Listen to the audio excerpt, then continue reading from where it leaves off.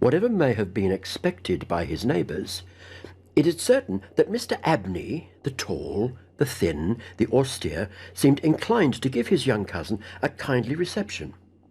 The moment the front door was opened, he darted out of his study, rubbing his hands with delight. "How are you, my boy? How are you? How old are you?" said he. "That is, you are not too much tired, I hope, by your journey to eat your supper." "No, thank you, sir," said Master Elliott. "I am pretty well."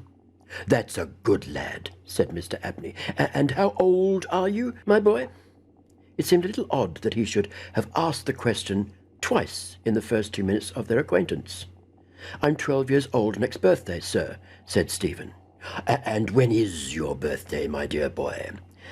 11th of September, huh? That's well. That's very well. Nearly a year hence, isn't it? I like to get these things down in my book. Sure it's 12? Certain? Yes, quite sure, sir. Well, take him to Mrs. Bunch's room, Parks, and let him have his tea, supper, whatever it is. Yes, sir, answered the austere Mr. Parks, and conducted Stephen to the lowest regions. The spring equinox was approaching, as Mr. Abney frequently reminded his cousin, adding that this had been always considered by the ancients to be a critical time for the young, that Stephen would do well to take care of himself, and to shut his bedroom window at night, and that Censorinus had some valuable remarks on the subject.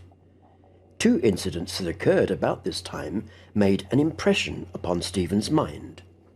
The first was after an unusually uneasy and oppressed night that he had passed, though he could not recall any particular dream that he had had. The following evening Mrs. Bunch was occupying herself in mending his nightgown. "Gracious me, Master Stephen," she broke forth rather irritably, "how do you manage to tear your nightdress all flinders this way? Look here, sir, what trouble you do give to poor servants who have to darn and mend after you." There was indeed a most destructive and apparently wanton series of slits or scorings in the garment, which would undoubtedly require a skilful needle to make good. They were confined to the left side of the chest, long parallel slits about 6 inches in length, some of them not quite piercing the texture of the linen. Stephen could only express his entire ignorance of their origin. He was sure they were not there the night before. "But," he said, "Mrs. Bunch, they are just the same as the scratches on the outside of my bedroom door, and I'm sure I had nothing to do with making them."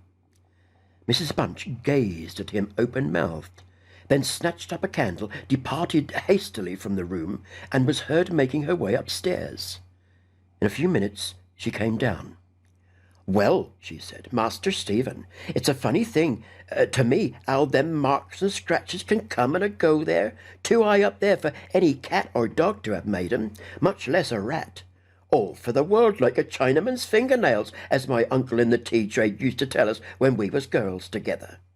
I wouldn't say nothing to Master, not if I was you, Master Stephen, my dear, and just turn the key of the door when you would go to your bed." "I always do, Mrs. Bunch, as soon as I've said my prayers." "Ah, that's a good child. Always say your prayers, and then no one can't hurt you."